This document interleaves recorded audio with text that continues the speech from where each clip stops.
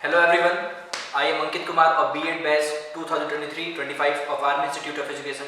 Today we will discuss about the topic Pythagoras theorem, which is a very interesting topic. So let's start. Before starting the topic, we will know about the Pythagoras. Who was Pythagoras? Pythagoras कौन थे?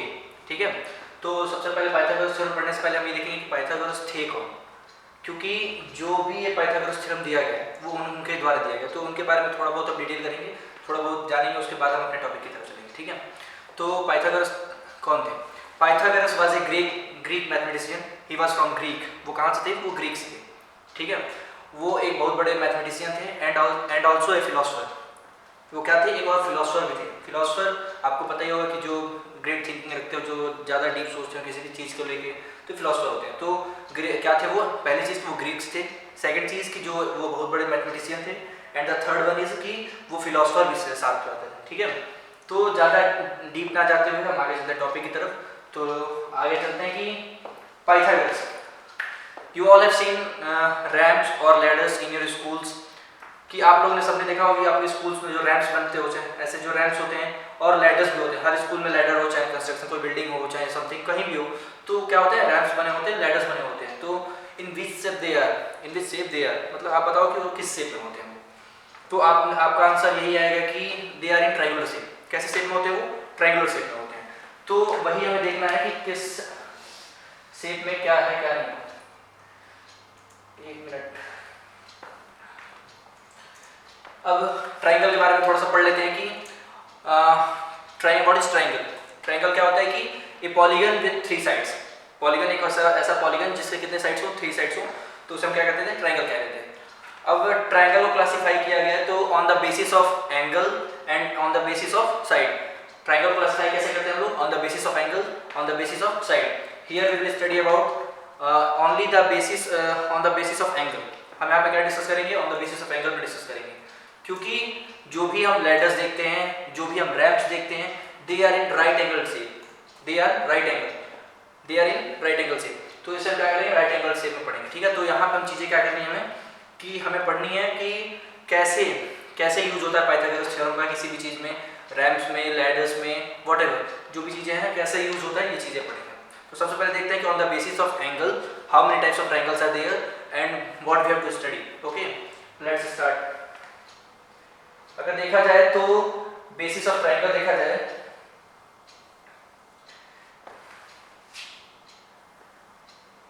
अगर angle के basis पे देखा जाए, on the basis of angle there are three type of triangle. How many types of triangles are there? On the basis of angle there are three types of triangle. We will write it here.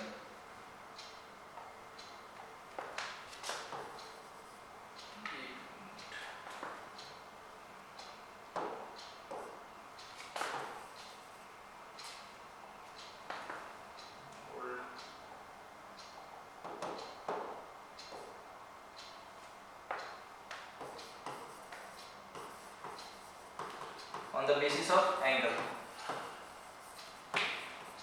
on the basis of angle देखेंगे हम कि कितने types of triangles होते हैं। ठीक है, first one is, अगर angle के बेसिस पे देखा जाए तो कौन कौन से एंगल्स होते हैं? एक्यूट होता है, ऑब्ट्यूज होता है, राइट एंगल होते हैं, ये सब चीजें होती है। तो फर्स्ट वन क्या होगा आपका कि एक्यूट एंगल ट्रायंगल। विच ट्रायंगल? एक्यूट एंगल, एंगल तो ऐसा लिख दे रहे हैं सपोज दैट, और ये ट्रायंगल। ठीक है, simple. First one is acute angle triangle, second one is obtuse angle triangle, obtuse angle triangle, and the third one and the most important for this topic, right angle triangle. Which one? Right angle triangle. हमें किसके बारे में पढ़ना है? आपको majorly किसके बारे में पढ़ना है इसमें?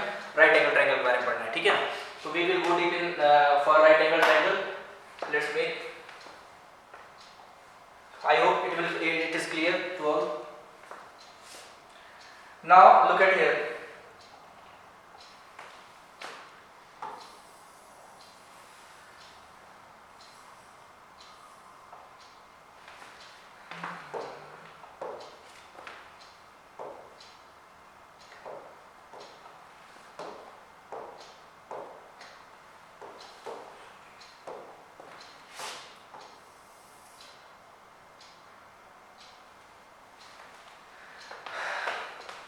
Now look at this triangle. इस ट्राइंगल पे आप देखते हो, ध्यान देते हैं कि अब इस ट्राइंगल में हम बताएंगे कि चीज़ें क्या क्या हैं इसमें, पाइथागोरस थ्योरम इसमें कैसे यूज होगा, ये चीज़ें हम यहाँ पे डिस्कस करेंगे, ठीक है। तो पहले इसका नेमिंग कर लेते हैं हम लोग कि कौन सा ये कौन सा ट्राइंगल है, क्या क्या नेमिंग है इसका। Suppose that P Q and R, this is triangle P Q and R, clear. Ignore this part and we will look at here. PQR is a right angle triangle. Why it is right angle triangle? Because angle Q is equal to 90 degree. इसका एक angle जो है किसके बराबर है, 90 degree के बराबर। That's why it is right angle triangle. Clear? PQR में क्या मालूम चला है कि right angle triangle है, जिसका वन एंगल क्या है 90 डिग्री इक्वल है। अब right angle triangle तो इसमें चीजें होंगी, कुछ बेस होगा, कुछ लेग्स होंगे, इसके लेग्स में बेस आ जाता है आपका, परपेंडिकुलर आ जाता है, अब हाइपोटेनस आता है। तो ये चीजें क्लियर करेंगे। तो एक राइट एंगल ट्राइंगल में वन एंगल जो होता है आपका 90 डिग्री का होता है, क्लियर। सेकंड चीज कि जो सबसे लॉन्गेस्ट साइड होती है, the longest side of an right angle triangle is hypotenuse. What is hypotenuse? Okay, we will write here hypotenuse. This is the longest side of the right angle triangle, this is hypotenuse and we will denote it by h. What we will denote? We will denote it by h. At the base, QR is base. It is base here. Base is denoted by B. Okay, base is denoted by B. And look at here, PQ is perpendicular. PQ is perpendicular. We will write here perpendicular. It is denoted by P. It is denoted by P. I will write it here perpendicular. This is perpendicular. Clear? PQ is perpendicular. It is denoted by P. PR is your hypotenuse, which is denoted by H, and QR is equal to base, which is denoted by B. All clear? Now Pythagoras, according to Pythagoras according क्या चीजें थी जो उन्होंने theorem दिया था, उसके according उसमें हम क्या करते हैं, क्या पढ़ते हैं, चीजें पर समझेंगे। तो according to Pythagoras theorem, the square of hypotenuse is equal to the sum of square of base and square of hypotenuse. We will write it here. According to Pythagoras theorem, according to Pythagoras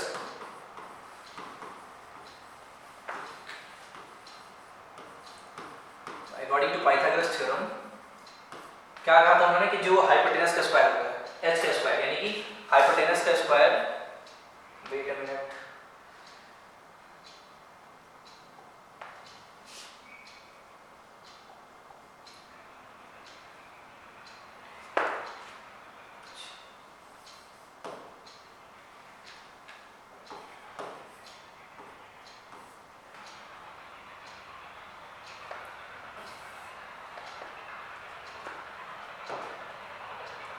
now look at here.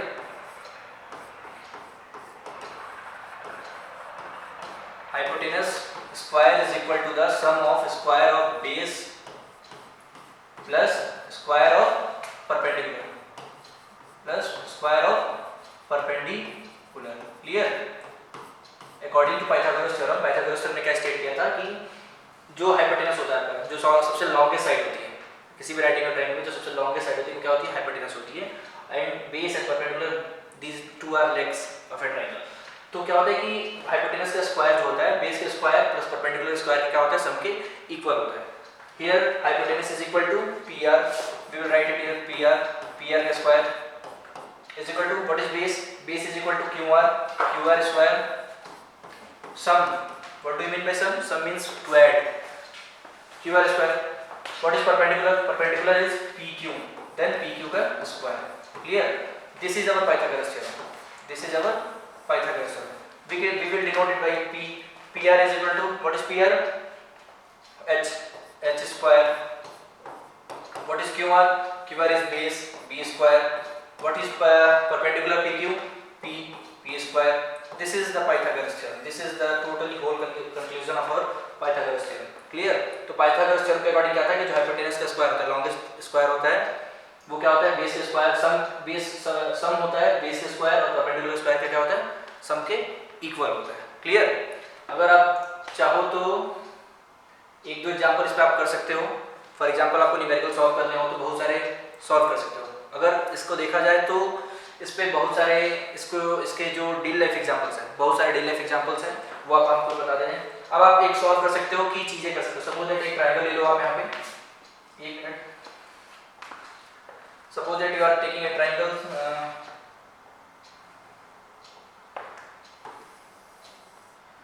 this triangle. Suppose that this is 15 centimeter.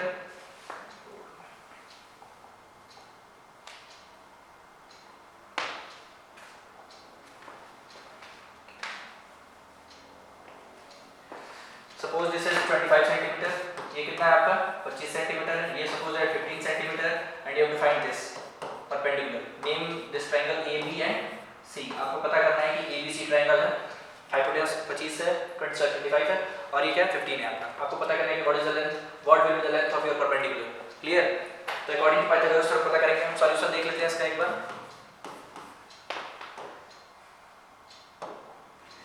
तो हमें पता है कि according to Pythagoras theorem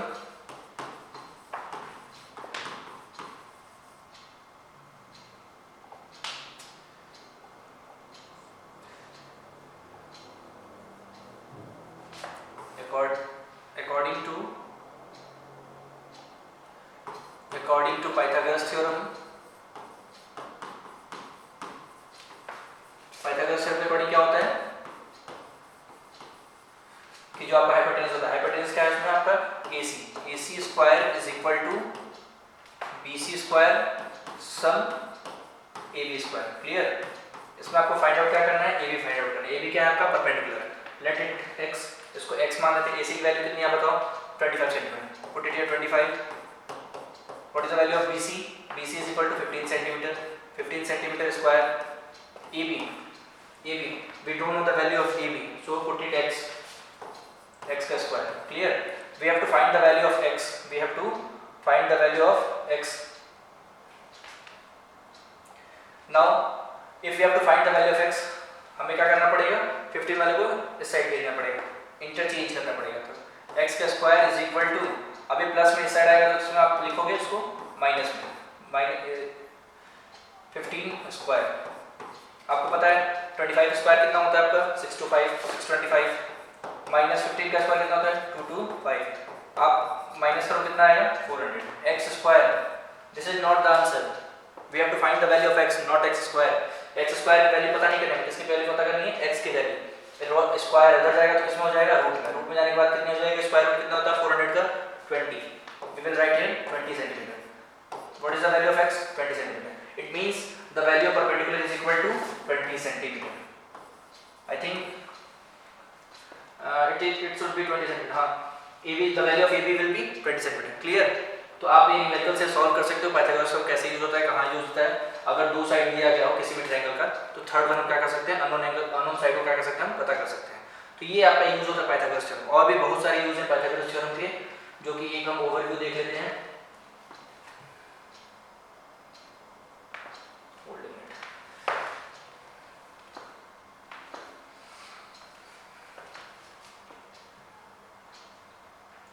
Pythagoras, एक minute, Pythagoras देख लो आप लोग कहाँ कहाँ लगाते हैं इसको, कहाँ कहाँ यूज करते हैं पाइथागोरस थ्योरम को. पहला फॉर्मूला क्या है कि राइट एंगल ट्रायंगल है तो जो सबसे लॉन्गेस्ट साइड होता है हाइपोटेनस. यहाँ पे लिखा है according to formula a square plus b square is equal to c square. c square is the longest side. Clear. तो स्टेट करता है कि a square plus b square is equal to c square, where a and b are the legs and c is the hypotenuse. c is the hypotenuse. Hypotenuse means the longest side. इसका real world application देख लेंगे हम लोग. इसमें क्या use करते हैं कि दो साइड हमें पता हो, if two sides are know then we can find the third one. Okay, अगर दो साइड दिया होता है तो तीसरा हम इजीली फाइंड आउट कर लेते हैं. नेक्स्ट चलते हैं कि कहाँ कहाँ यूज होते हैं इसके. पहला कंस्ट्रक्शन साइड पे यूज होते हैं कि अगर किसी बिल्डिंग को आपको कंस्ट्रक्ट करना है तो आप कैसे कंस्ट्रक्ट करते हो, उसके हाइट्स पता करते हो, मेजर बेस उसका होना चाहिए, कितना उसका हाइपोटेनस होना चाहिए. तो ये चीज़ें हम कैसे करते हैं, कैलकुलेट करते हैं by using Pythagoras theorem. Pythagoras theorem का यूज करके हम क्या करते हैं कि कंस्ट्रक्शन में बिल्डिंग कोई बनानी हो, डिस्टेंस, एंगल, साइजेस और स्ट्रक्चर जो भी चीज़ें कैलकुलेट करनी है किसके थ्रू कैलकुलेट करते हैं, पाइथागोरस थ्योरम के अकॉर्डिंग. ठीक है. फिर नेक्स्ट चीज आती है कि इंजीनियरिंग में कहाँ यूज होता है पाइथागोरस थ्योरम. इंजीनियरिंग में होता है आपका, नेविगेशन सिस्टम में होता है आपका पाइथागोरस थ्योरम का यूज. नेक्स्ट आपको एक और चीज होती है ओशियनोग्राफी.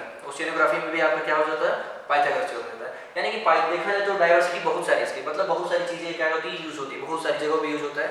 तो पाइथागोरस थ्योरम एक इंपॉर्टेंट थ्योरम है जो कि आप कह सकते हो कि हर डेली लाइफ में क्या होता है, इस्तेमाल होता है. देखो कंस्ट्रक्शन बनाया जाता है, बिल्डिंग को कैसे मतलब मेजर करना है, हाइट कितनी होनी चाहिए, डिस्टेंस कितनी होनी चाहिए, एंगल कितना होना चाहिए, सब कुछ फाइंड आउट कर सकते हैं हम लोग.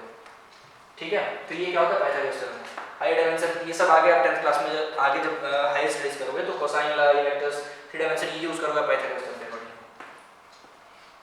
कंक्लूजन आपको पता है, ये चीज़ें सब बता चुके हैं कि पाइथागोरस थ्योरम कैसे यूज हो चुका है, कैसे कैसे हम इसका यूज़ करते हैं रियल लाइफ में, इसके एग्जांपल्स क्या क्या है, सब कुछ एग्जांपल आपको दिया गया। तो जो भी चीज़ें हैं ये मतलब आई होप कि आपको पाइथागोरस थ्योरम क्लियर हो गया होगा, जो भी चीज़ें इससे थी। तो मैं होप करता हूँ कि ये चीज़ें क्लियर हो गई होगी। तो थैंक यू।